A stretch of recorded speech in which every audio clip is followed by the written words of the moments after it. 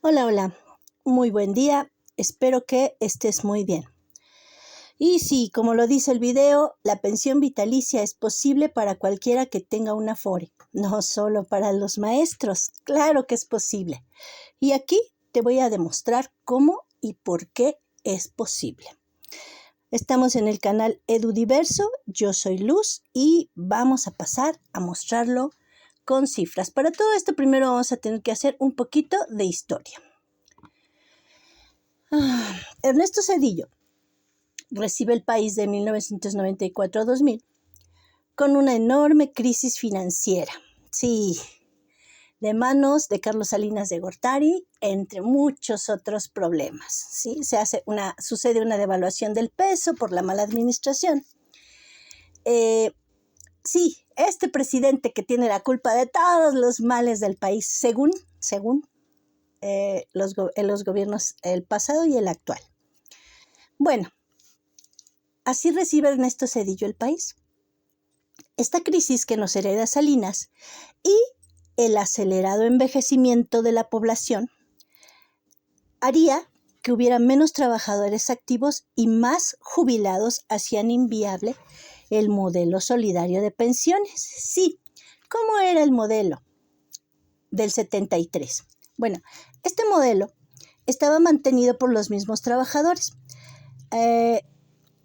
y pues así era como se mantenía el sistema de pensiones, es decir, los trabajadores en activo actualmente sostienen las pensiones vitalicias que aún existen. Pero como esto era inviable en el futuro porque iba a haber más jubilados y menos trabajadores en activo, como te muestra esta gráfica, sí, ese sistema iba a ser imposible de mantener en el futuro. Y entonces se les ocurre la grandiosa idea de activar el sistema de pensiones para el retiro con la ley 1997. ¿Sí? Y bueno, aquí tenemos una tabla. El tipo de pensión antes, con la ley 73, era vitalicia, es decir, y garantizada por el Estado. Pero recordemos que esto lo mantenían los propios trabajadores. Y con la ley 97 dependería del ahorro acumulado en tu cuenta individual. ¿Qué pasaba con la ley 73? Con que tú tuvieras 500 semanas cotizadas, ya sea en el IMSS o en el ISSSTE, tú tenías derecho a una pensión vitalicia. Esto cambia y es modificado de diferentes maneras según para quién trabajes, pero básicamente esa era la idea. Con la ley 97 necesitas tener 1,250 semanas cotizadas. Si tienes menos, pues vas a tener menos ahorro, obviamente. En realidad estas semanas dependen más de lo que tú vayas guardando con el tiempo. ¿Quién administraba estas pensiones? Bueno, pues el IMSS y el ISSSTE, ¿no? Por eso también hubo un desfalco grave, porque pues ellos dejaron de recibir estos dineros. Y actualmente, con la ley 97, esto es muy importante, no lo olvides. El dinero está administrado por las instituciones privadas que supervisa la CONSAR. Es decir, hay varias instituciones, depende de en qué Afore estés, que está manejando el dinero. ¿Cuál era la seguridad que te daba la ley 73? Pues era muy alta y estaba respaldada por el Estado. Y actualmente, pues depende de cuánto vayas a juntar en tu pensión. Ahora, con la ley 97 que entra en vigencia el 1 de julio en el Diario Oficial de la Federación, perdimos todos los trabajadores, recuerda, todos, no solo los maestros. Sin embargo, te cuento que a muchos trabajadores se les vendió esta idea como la mejor solución. Incluso se engañó a muchos trabajadores y se les hizo firmar su renuncia a la ley 73 por el moderno sistema. Claro que nunca se les dijo la verdad de todo esto. Ahora, yo traigo la solución actual para todo este desbarajuste que existe. y para lo que están peleando los maestros, que en realidad deberían estar peleando todos los trabajadores que estén cotizando en alguna Afore. Bueno, ¿cómo sería? Yo le voy a llamar sistema de pensiones híbrido o mixto y, como te dije, beneficia a toda la clase trabajadora que cuente con una Afore. Y no solamente ahora, sino va a beneficiar a muchas generaciones y te lo voy a demostrar. El caso hipotético por la que el gobierno afirma que no es posible la abrogación de la Ley 97 lo podemos ver en estas pequeñas gráficas. Actualmente, del Producto Interno Bruto, las becas y pensiones para adultos mayores representan el 1.9% del Producto Interno Bruto. El Tren Maya, que por eso yo creo que tenemos un grave desfalco en los sistemas de salud, se está yendo para el Tren Maya, el capricho de nuestro presidente, que en realidad solamente representa un grave gasto. Si tú ves, es casi igualito a lo que se ocupa en becas y pensiones de adultos mayores y en educación y salud. Es casi la misma cifra, casi el 2%. Muy bien, en el hipotético caso de que del Producto Interno Bruto se extrajera el sistema de pensiones, bueno, pues eso es inviable. Es real lo que dice el gobierno en este sentido. Pero vamos a ver cuáles son nuestras opciones actuales. En el sistema mixto o híbrido, para que esto sea posible, primero, se tendría que hacer un fideicomiso con los fondos existentes de las Afores, lo cual es muchísimo, muchísimo dinero, el que existe actualmente que están manejando las Afores. Si ponemos todo este dinero en un fideicomiso con fondos existentes, se usarían los recursos acumulados en cuentas individuales como el capital semilla. Es decir, este capital que actualmente existe podría ser esa seguridad que tendríamos todos para que esto funcionara. Sería nuestro fondo de ahorros y para generar rendimientos que sostengan este sistema. Es decir, esto se puede, si se usa como capital semilla, podría generar rendimientos que puedan sostener este sistema para que ese dinero no se nos acabe. Se continuaría realizando aportaciones de los trabajadores, es decir, tú, yo y todos tendríamos que seguir realizando las aportaciones, tanto las que hacemos al sistema de reparto solidario como las que hacemos directamente a las cuotas llamadas Afores. Con esto se mantendrían los descuentos salariales, las cuotas obrero-patronales y estas aportaciones alimentarían ese fideicomiso y cubrirían gran parte del gasto corriente. Y la participación estatal estaría limitada. El Estado aportaría solo una pequeña fracción y no el total, como quieren, del 20% del Producto Interno Bruto. Y te cuento que esto que aportaría es más o menos el punto, fíjate, ni siquiera el 1%, el 0.5% del Producto Interno Bruto. Y ahorita lo vamos a ver. En este sistema híbrido o mixto, existiría una equidad intergeneracional. Los trabajadores activos siguen contribuyendo, pero con garantía de pensión digna. La sostenibilidad en el fideicomiso reduce la presión fiscal directa, que es lo que está reclamando el gobierno. Debería existir mucha transparencia en que los fondos puedan auditarse y gestionarse profesionalmente. ¿Esto para qué? Pues para que no nos pase otro fraude y nos quiten todo ese colchoncito que vamos a tener para nuestras pensiones. Tendría que hacerse una transición ordenada, permitiendo migrar gradualmente del sistema individual al solidario sin colapsar las finanzas públicas. Esto es realmente financieramente posible. ¿Cuáles son los desafíos de este sistema? Bueno, la liquidez inicial, que las Afores, fíjate, suman 6 billones de pesos. Con eso empezaríamos. Esa es una cantidad bastante aceptable para poder ponerla en un fideicomiso y que esto funcione.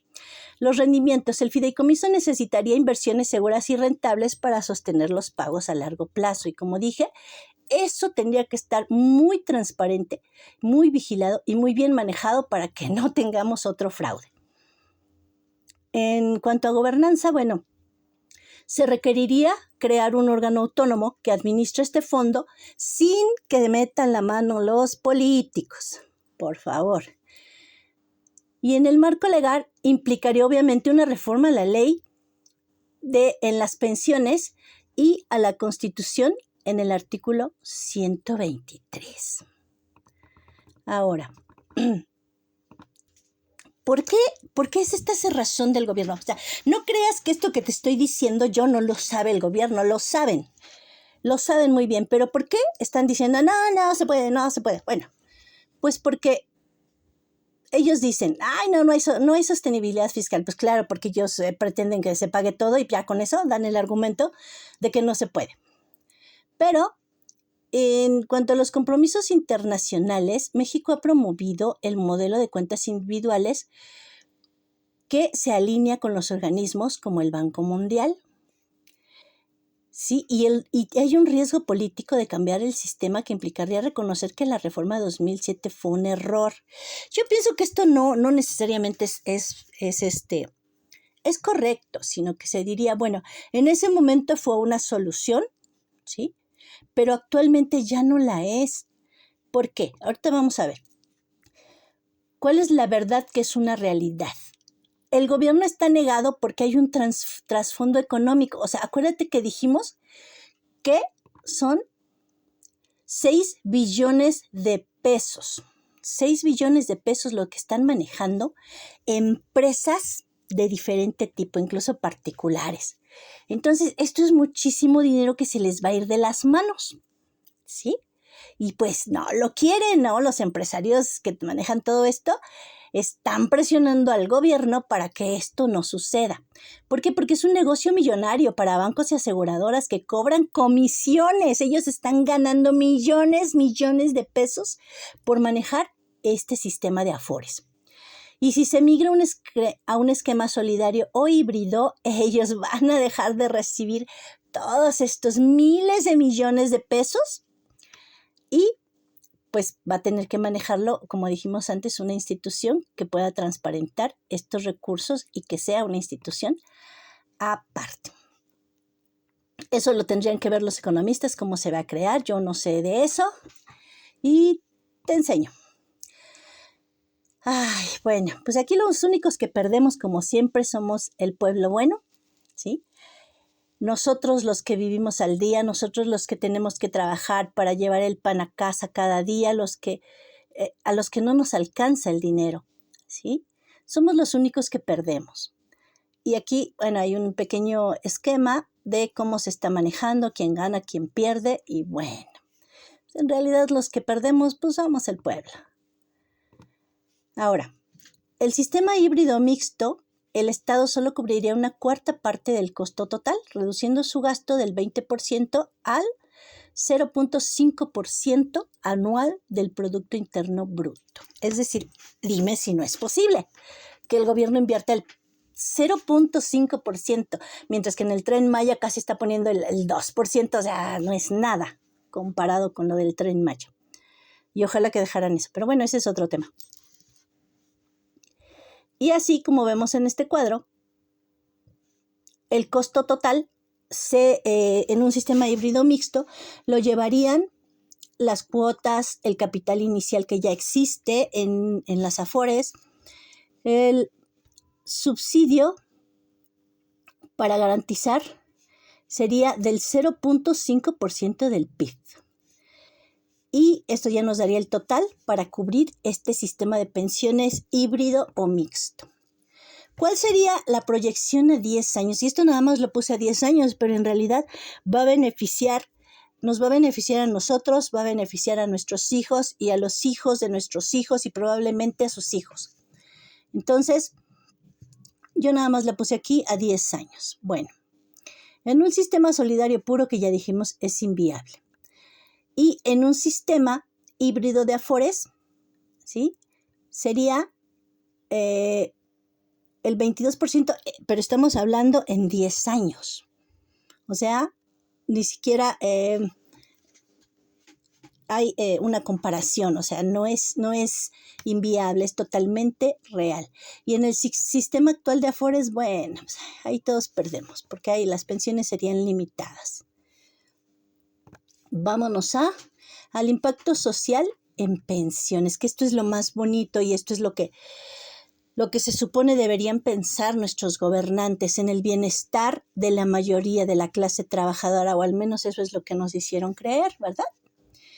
En el sistema híbrido, el 80% de los trabajadores serían beneficiados. En el sistema actual de Afores, solo serían beneficiados el 30%. ¿De quiénes estamos hablando? Pues de los que ganan más, de los que tienen más dinero ahorrado. Ellos son los únicos que ganan. Y la realidad es que no somos la mayoría. La mayoría ganamos poco y el dinero que se va al sistema de Afores es muy poquito. Muy bien. Como podemos ver aquí, en el 2026, ya aquí hay una proyección demográfica de lo que serían las pensiones, ¿sí? Habría o existen actualmente en este año 12 millones de jubilados y 60 millones en activo, ¿sí? En el 2030 existirían 15 millones de jubilados y 62 millones en activos. Es decir, si vemos abajo de los triangulitos, hay 5 trabajadores en activo con 1 que está jubilado. En el 2030 habría 4 trabajadores, es decir, se reduce el sistema de pensiones solidarias contra 1 que está jubilado.